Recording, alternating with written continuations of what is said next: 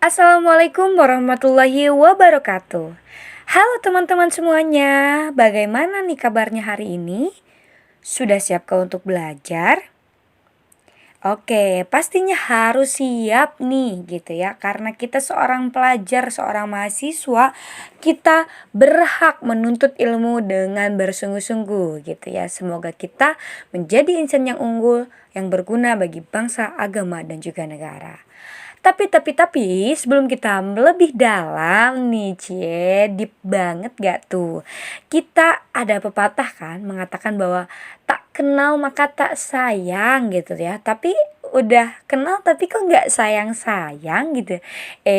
Siapa nih yang mengalami hal seperti itu? Jangan khawatir teman-teman. Sebelum kita masuk ke pembelajaran, kita mau kenal lebih dulu nih, siapa aja sih di balik pemateri-pemateri hebat yang akan menyampaikan pembahasan pada hari ini. Yang pertama itu ada Ine Maimunah dengan NIM 2000014. Yang kedua ada Destianti Putri dengan NIM 2003605. Dan yang ketiga ada Anissa Auliani Nursyafitri dengan NIM 2008832. Dan yang terakhir ada Yunita Syahrani dengan NIM 2008845. Nah, itu tadi beberapa pemateri yang luar biasa yang akan menyampaikan materi topik pembahasan yang tak kalah luar biasa pada hari ini. Ada yang bisa jawab? Ya, betul. Hari ini kita akan mempelajari mengenai konsep dasar kebijakan pendidikan. Ini akan banyak sekali variabel yang akan dibahas. Maka dari itu langsung saja yuk stay tune. Nah, teman-teman di sini pasti sudah tidak asing lagi ketika mendengar kata kebijakan, bukan? Seperti kebijakan pemerintah atau kebijakan kampus yang harus diikuti. Nah, lalu apa sih kebijakan itu? Kata kebijakan sendiri berasal dari bahasa Yunani, yaitu polis yang artinya kota atau negara. Sedangkan dalam bahasa Inggris, kebijakan dikenal dengan istilah polisi.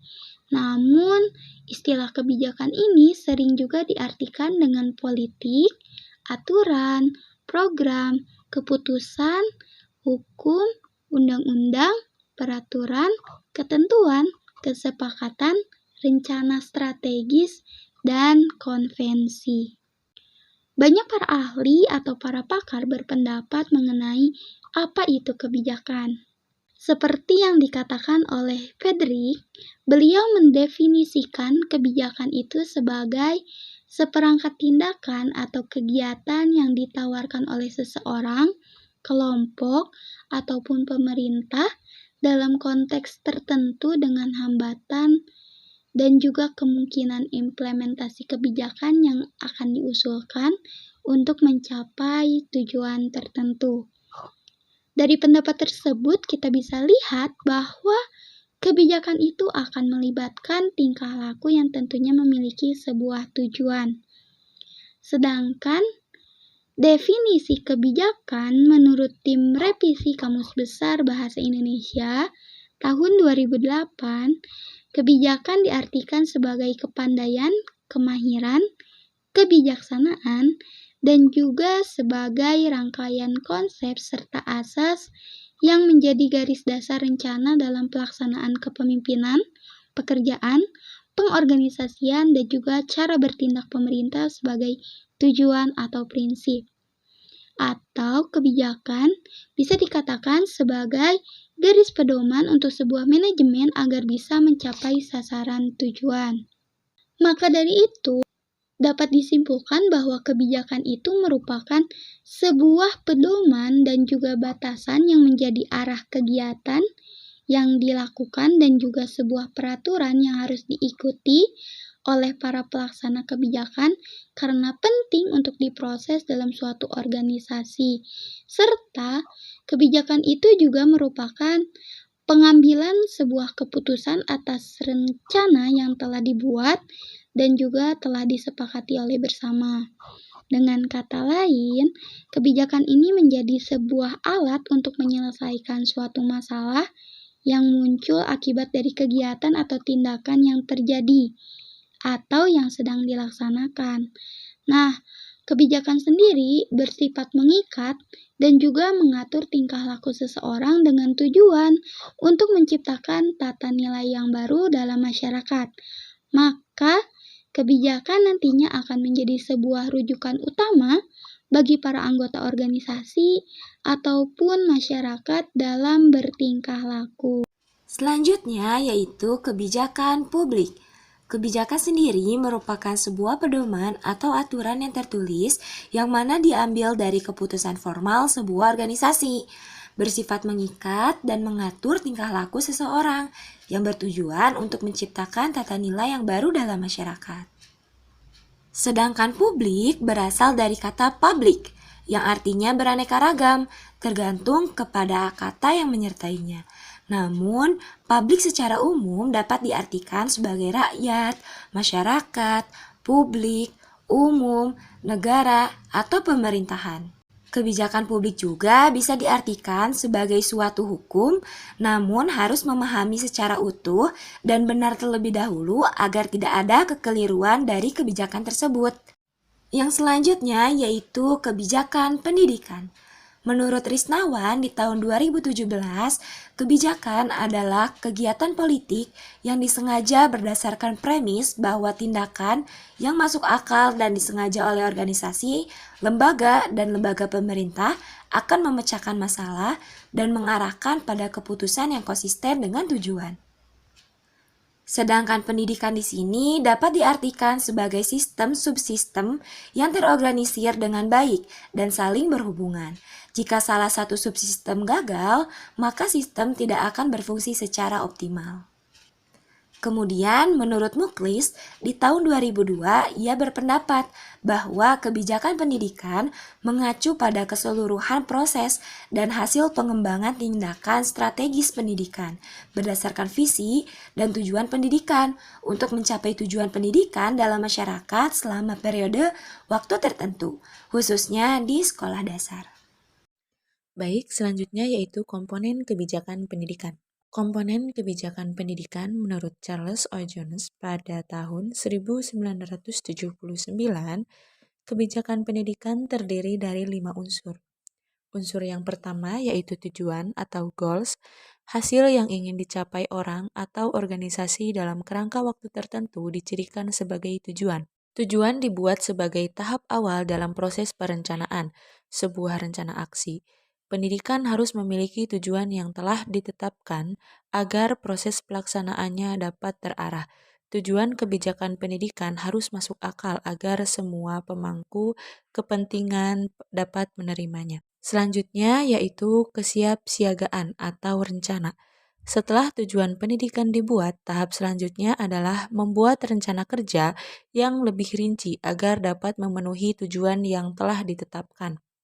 Rencana kerja dibuat dengan tujuan untuk memperbaiki proses manajemen dan pelaksanaan kebijakan pendidikan. Setelah itu, unsur yang selanjutnya yaitu program. Setelah pembuatan rencana kerja, proses pengembangan program dimulai. Kurikulum terdiri dari kegiatan dalam bentuk proyek dunia nyata yang didasarkan pada tujuan yang telah ditentukan sebelumnya. Program adalah serangkaian kegiatan yang ditujukan untuk mencapai tujuan berdasarkan tingkat keberhasilannya. Pembuatan kebijakan pendidikan seharusnya menghasilkan sejumlah pilihan yang dapat dipertimbangkan selama proses pengambilan keputusan. Selanjutnya yaitu determinasi atau keputusan. Menetapkan tujuan, menetapkan rencana program, melaksanakan program, dan mengevaluasi proses adalah semua contoh keputusan. Temuan eksperimen pada pilihan kebijakan pendidikan diperhitungkan saat membuat keputusan. Hasil keputusan kebijakan pendidikan harus masuk akal agar dapat diterima oleh publik. Unsur selanjutnya yaitu efek samping atau dampak. Istilah dampak mengacu pada pengaruh yang dimiliki suatu kebijakan setelah diberlakukan dalam bentuk afek utama dan afek sekunder. Dampak ini dapat bersifat sengaja atau tidak disengaja. Dampak dapat menguntungkan atau merugikan, tergantung pada situasinya. Nah, unsur-unsur inilah yang dapat melahirkan suatu kebijakan pendidikan. Kebijakan pendidikan tidak akan berjalan jika salah satu dari komponen tersebut salah. Kelima unsur-unsur tersebut saling berhubungan dan saling mendukung. Karakteristik kebijakan pendidikan. Kebijakan pendidikan memiliki ciri-ciri sebagai berikut, yaitu yang pertama memiliki tujuan pendidikan. Menurut Lazzwardi pada tahun 2017 bahwa sebuah kebijakan pendidikan itu harus memiliki tujuan khusus yang tentunya berhubungan langsung dengan dunia pendidikan. Dan juga dengan adanya tujuan awal yang disusun, selanjutnya akan lebih terarah dan jelas serta akan memberikan gambaran tentang bagaimana kontribusi terhadap dunia pendidikan. Selanjutnya yaitu terpenuhinya aspek legal dan formal. Perlu adanya prasyarat yang harus dipenuhi sebelum kebijakan pendidikan berlaku sah dan diakui. Maka dari itu, kebijakan pendidikan itu harus terpenuhi aspek legal dan formalnya sebelum disahkan. Dan aspek tersebut harus sesuai dengan hierarki konstitusi yang berlaku sehingga nantinya akan terlatihnya kebijakan pendidikan. Selanjutnya yaitu memiliki konsep operasional. Kebijakan pendidikan harus mempunyai manfaat yang operasional yang bisa digunakan. Hal ini bertujuan agar tidak muncul permasalahan baru yang dihasilkan dari kebijakan. Selanjutnya harus dibuat oleh yang berwenang. Setiap kebijakan pastinya akan dibuat oleh yang berwenang. Makanya kebijakan pendidikan pun dirumuskan dan dibuat serta akan disahkan oleh para ahli yang mempunyai hak dan wewenang dalam pembuatan kebijakan. Selanjutnya yaitu dapat dievaluasi. Kebijakan pendidikan harus bisa dievaluasi karena jika kebijakan tersebut ada kekeliruan atau kesalahan harus bisa diperbaiki. Yang terakhir yaitu memiliki sistematika. Kebijakan pendidikan memiliki sistematika yang berhubungan dengan seluruh aspek di dalamnya.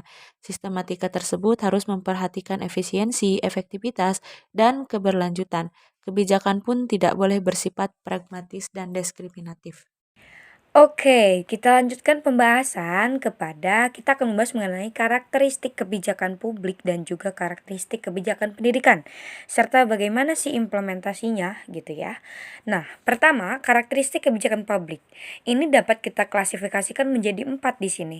Yang pertama, ciri dari kebijakan publik ini merupakan seperangkat tujuan yang ingin dicapai dalam bentuk pemecahan masalah.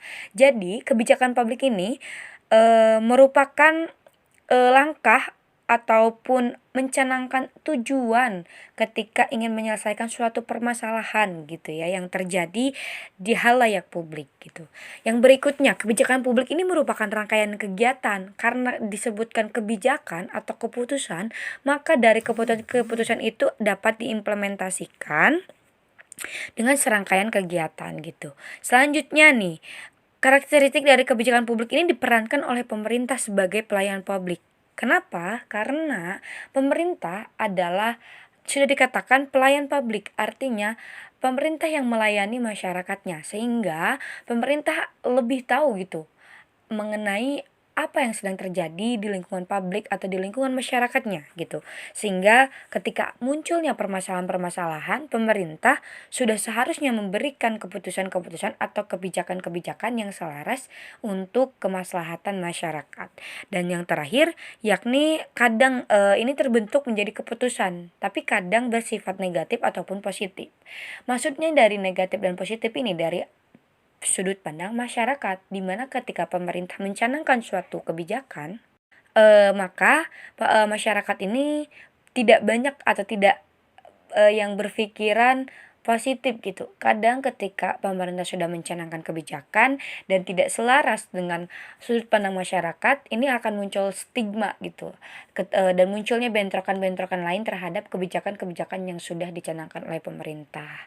Nah, setelah kita tahu karakteristik kebijakan publik, kita akan mengetahui nih kebijakan pendidikan.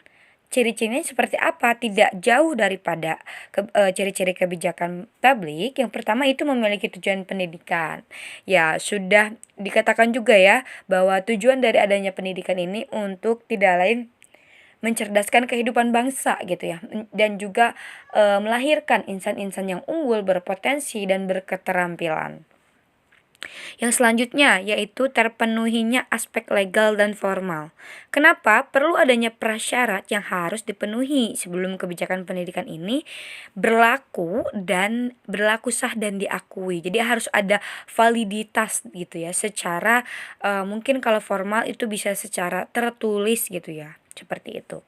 Dan selanjutnya ini pendidikan memiliki konsep yang operasional di mana harus mempunyai manfaat yang bisa digunakan ketika pendidikan ini sudah berlaku gitu. Dan juga tidak lain tidak bukan kebijakan pendidikan ini juga dibuat oleh yang berwenang, pastinya juga oleh tatanan pemerintah. Itu bagian dari Menteri Kependidikan gitu. Selebihnya itu bisa kita pelajari bersama-sama gitu. Dan selanjutnya nih, dari kebijakan ini harus dapat dievaluasi karena setelah berjalan mulai dari perencanaan, kita berpatok pada POC, perencanaan, organizing, actuating dan juga controlling, di mana ini dapat harus bisa dievaluasi ketika sudah direncanakan, dilaksanakan, harus dapat dievaluasi sehingga kita bisa mengetahui hal apa yang mesti diperbaiki untuk kedepannya. Dan yang terakhir ini tentunya memiliki sistematika yang struktural. Itu tadi. Dan selanjutnya implementasi kebijakan pendidikan. Nah, implementasi kebijakan pendidikan ini sebenarnya sudah kita tak mengetahui dengan menggunakan 4 pendekatan. Yang pertama ini ada pendekatan struktural, yang pada hakikatnya ini pendekatan ini bersifat top down ya. Karena memang bahwa pada saat struktural ini mulai dari perencanaan, pengimplementasian, evaluasi kebijakan ini dilakukan secara struktural dan sesuai dengan tingkatan maupun tahapannya gitu ya. Seperti yang tadi dikatakan, ini dilakukan berurutan gitu, sesuai dengan sistematika yang berlaku POAK tadi. Dimulai dari perencanaan, organizing, actuating, dan controlling atau evaluasi gitu ya. Yang kedua, dengan pendekatan prosedural dan manajerial, di mana pendekatan ini itu mementingkan prosedur dan juga teknik yang tepat dalam mengembangkan kebijakan dibandingkan dengan penataan struktur pelaksananya gitu. Jadi kalau tadi struktur pelaksananya, kalau ini lebih ke tekniknya bagaimana gitu ya. Selanjutnya yang ketiga yakni pendekatan perilaku. Pendekatan perilaku ini memandang bahwa pelaksana kebijakan adalah perilaku manusia. Jadi implementasi kebijakan pendidikan ini akan terlaksana dengan baik apabila manusianya juga bisa berperilaku baik begitu ya. Dan selanjutnya yang terakhir yakni pendekatan politik. Wah, kenapa pendekatan politik gitu ya? Politik ini kan suatu strategi ketika kita ingin mencapai sesuatu gitu ya. Jadi pendekatan politik ini digunakan lebih memfokuskan kepada faktor politik penguasa dalam mempermudah maupun memperhambat penerapan kebijakan pendidikan itu sendiri gitu ya. Nah, ini lebih cenderung dipertimbangkan kenyataan politik yang terjadinya gitu. Nah, dari keempat pendekatan ini pasti akan memiliki kelebihan dan kekurangannya masing-masing gitu ya.